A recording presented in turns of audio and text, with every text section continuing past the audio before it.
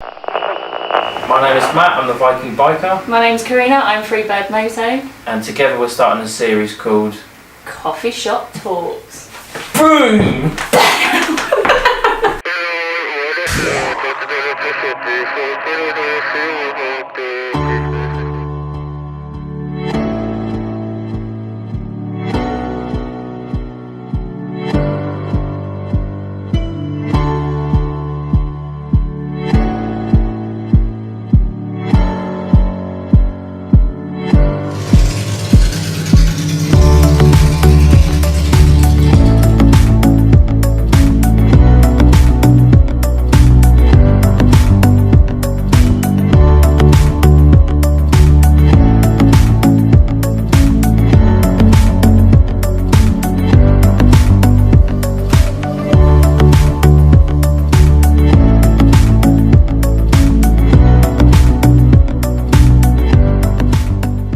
I'm Vanessa, the girl on a bike, and I'm here for Coffee Shop Talks with the Viking Biker and Freebird.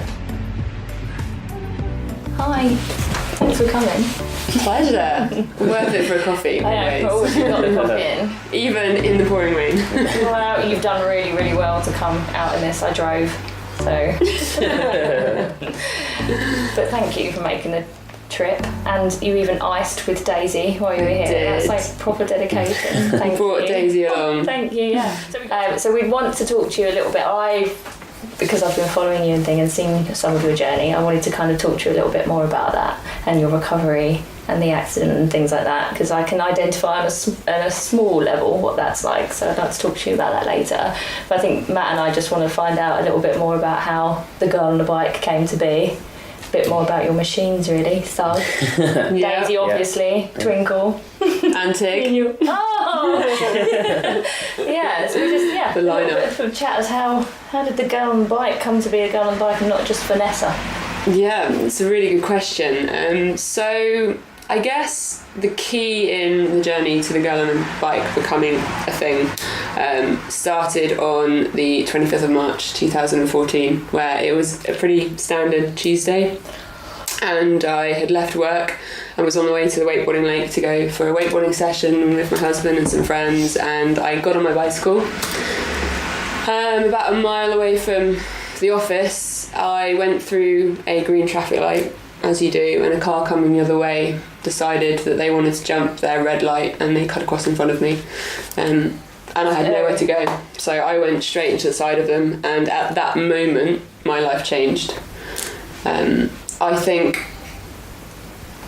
at the time I don't think I ever could have comprehended quite how much my life would have changed, but I am now nearly 5 years on. I've had 6 surgeries, including a full reconstruction to my right shoulder, bolted bionic, and 4 surgeries on my hip, which pretty much involves everything but a replacement. I've had stem cell treatment, shockwave therapy.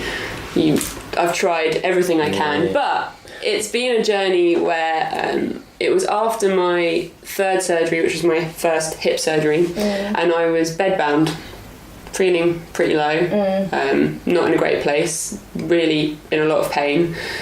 And I thought there must be other people out there who are going through struggles like this. And I know I was really lucky. I mean, I could have died. I could have been paralysed. I mean, it could have been so much worse. So I knew I had a lot to be thankful for, but I also had a lot of battles to keep going through. And I thought maybe through social media I can connect with other people who have maybe gone through something that I could learn from their journey, or even on a different level share my journey. And if the struggles that I'm going through and learning, if they could learn from me and not have to learn themselves, like tricks for dealing with pain, all sorts of things like that. So I started an Instagram account, and actually at the start it was all about who I used to be. So I was using the photos of me kite surfing and mountain biking and wakeboarding, and so my average week pre-accident, I'd cycle to work every day, 16 miles a day. I would gym 3 to 4 days a week in my lunch break. evenings in the summer I'd wakeboard after work, and weekends were living for the wind, going off kite surfing. If there was no wind, it would be rock climbing, mountain biking, wakeboarding. Holidays were always sports, off kite surfing, snow kiting. Proper adrenaline junkie. It was, I was an adrenaline junkie, absolutely, completely. And on that moment when I hit that car, that was taken away.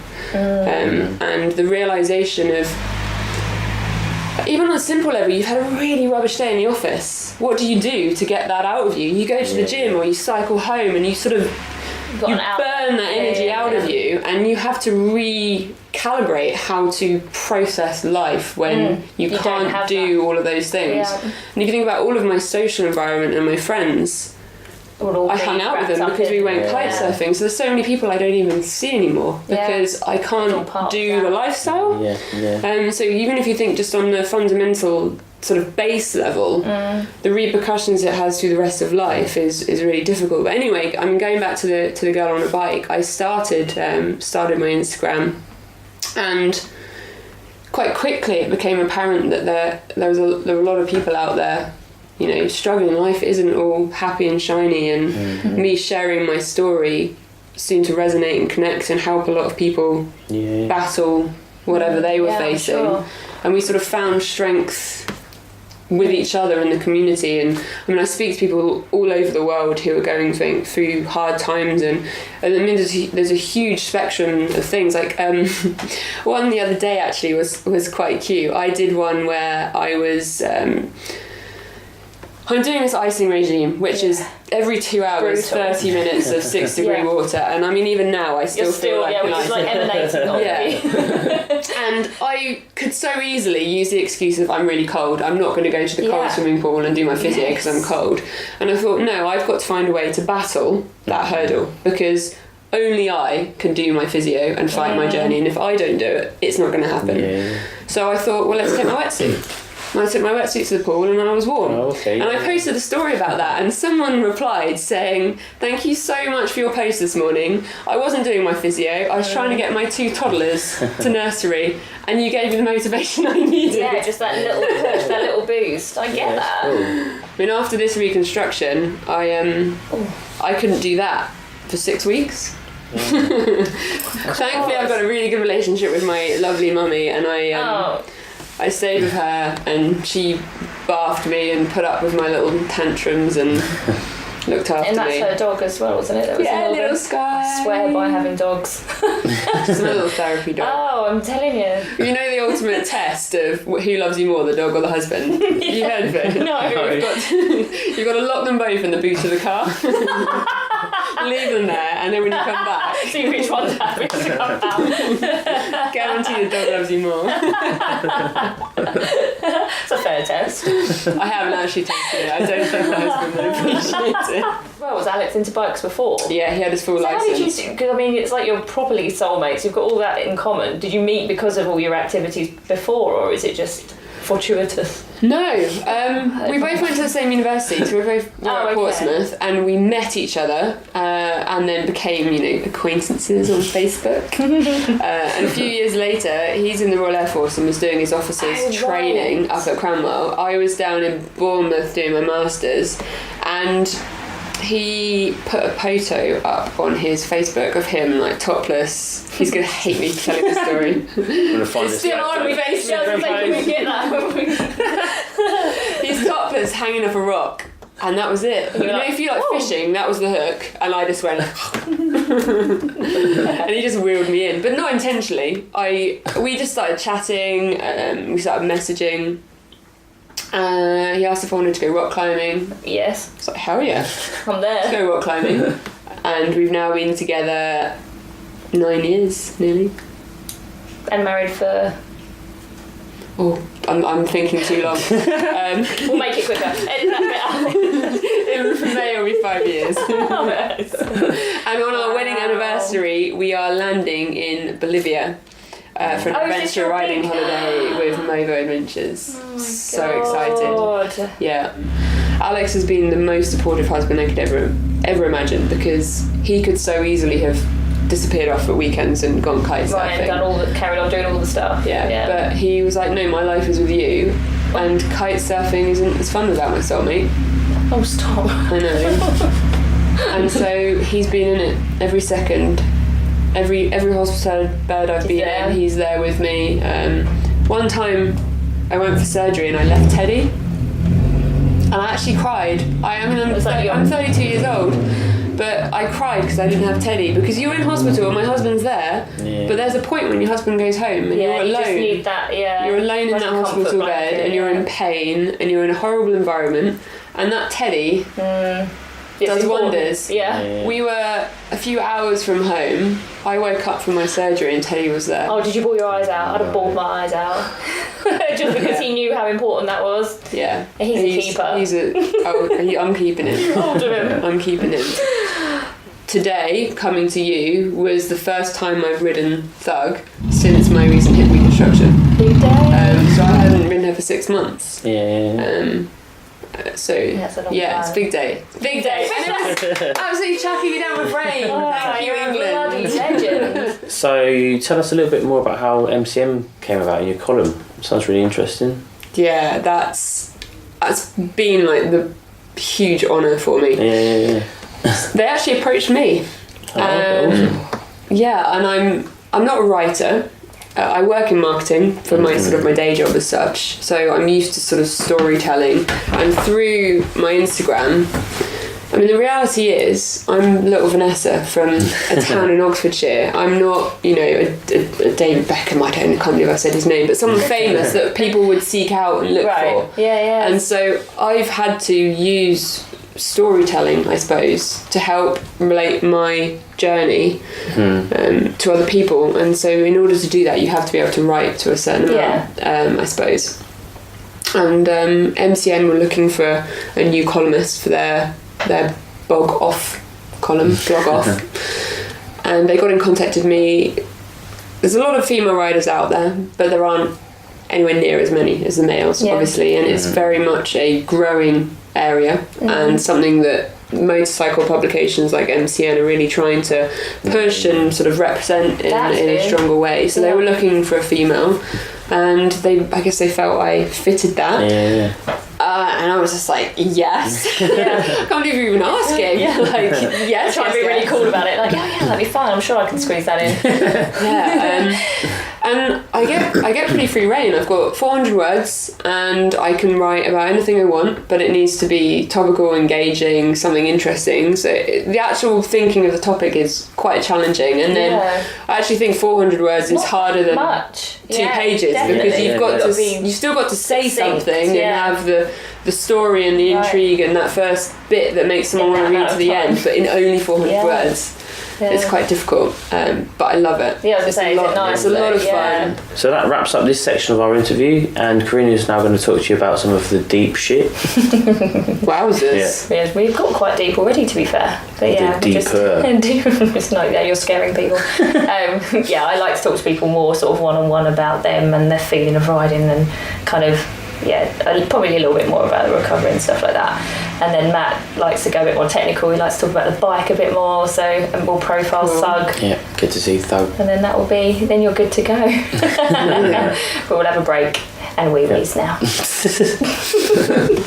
So Vanessa, this is like my little one-to-one bit, which I like to talk more sort of about the person. So still as a biker, but more about you. I know that you are very positive on your Instagram, but we were kind of talking off camera about the struggle. I don't want to go into a negative place, but would you mind sharing some of that with us? Just how some of the recovery and some of those moments where probably the dark things have now really inspired what you do now, but maybe just sharing some of the other side of that for us. KTM. Motorcycle tracks. The struggle. I've seen a new side of mental health issues. I can certainly say that through the recovery from the accident. I didn't know it was possible to go to such a dark, horrible, painful place. And when people say something like depression is a mental illness and you can't just snap out of it and be like, be positive. Just pull yourself together. When you sort of face those darker days, you get a completely new appreciation of how hard it is and how hard it can be, and really simple things just become almost impossible because of the sort of the mental state that you're in, and you almost can't see out of the darkness that you're in. Yeah. And when you've got constant pain, it's very easy for that to overwhelm you.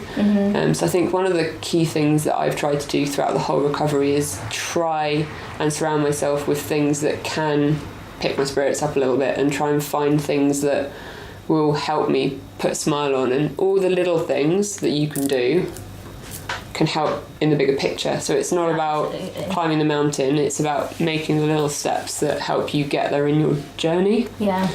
My Instagram has certainly helped me. I remember a day when I was in bed and I just could not find the energy to get out of bed. So I'm not going anywhere. And I posted a story, or it might have actually been a post of me in bed with Teddy and a cup of tea, being like, I've just not got it today. I'm not going anywhere. And my followers got me out of bed. They just gave me that energy, and it was almost in this way where, you know, all these other days you've given us the energy to get up and do it. Today is our time to help you get up and get out. And it's okay to have down days. Okay not to be okay. Yeah, exactly. I feel like because you've got that mentality of that sort of adrenaline and all those kind of those activities you've had before.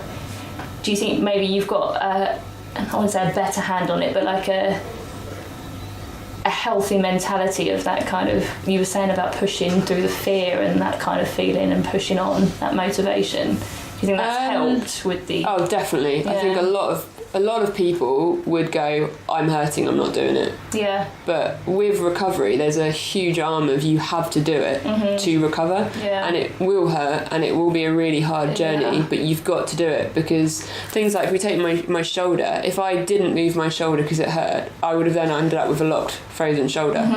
So you have to push through certain things. And I think one of the things that I've learned there is in relation to painkillers. They are your worst enemy, and they are your best friend. And if I was to give you sort of tips on how to manage pain, the first one would be take your painkillers, and the last one would be don't take your painkillers. Yeah. And you have Did you battle with that then, the painkillers? Did you not like the idea of taking more? When you're on strong painkillers permanently to cope with life, it's horrible. And look, you always meet people like, oh, you want some good painkillers, and it's like, well, you've clearly never been dependent on painkillers. No painkillers are good, because everything changes when you're on painkillers. But something like my husband's really good at knowing. He'll be like, why don't you go take a painkiller, because he can tell when I'm just trying to push on more than I need to. Because there's no reason to be in a lot of pain, but you do get dependent on the painkillers. It's part of the journey, right? It's part and parcel. Yeah. Vanessa, dick pics. Talk to me. Yeah, it's happened. Yeah. I unfortunately have received 3 now, which I'm quite lucky. It's only been 3. That's not bad. But there was a particularly embarrassing story around one of them. Do tell. So I received said penis photo from random guy, and immediately said totally inappropriate. Stop it.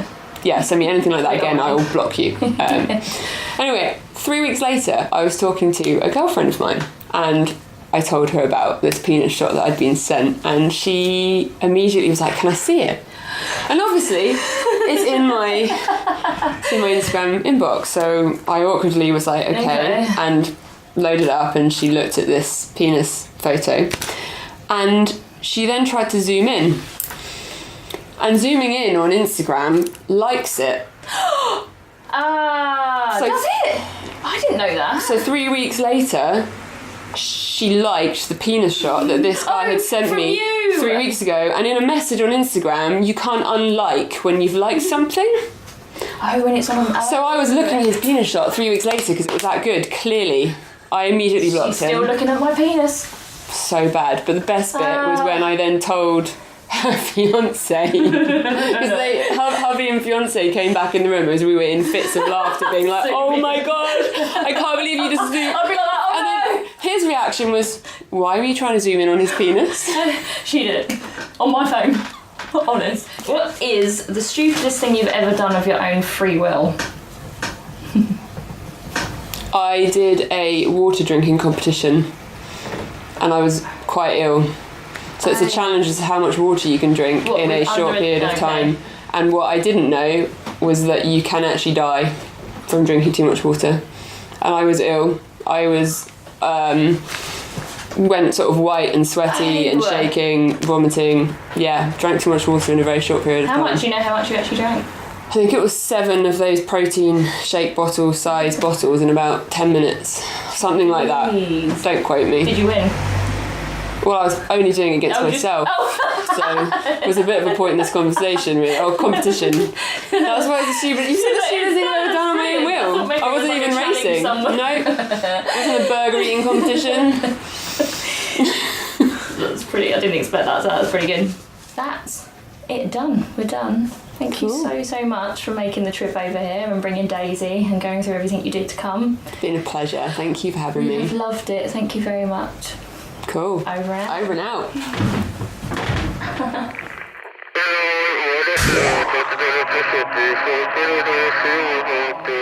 Should I introduce you guys?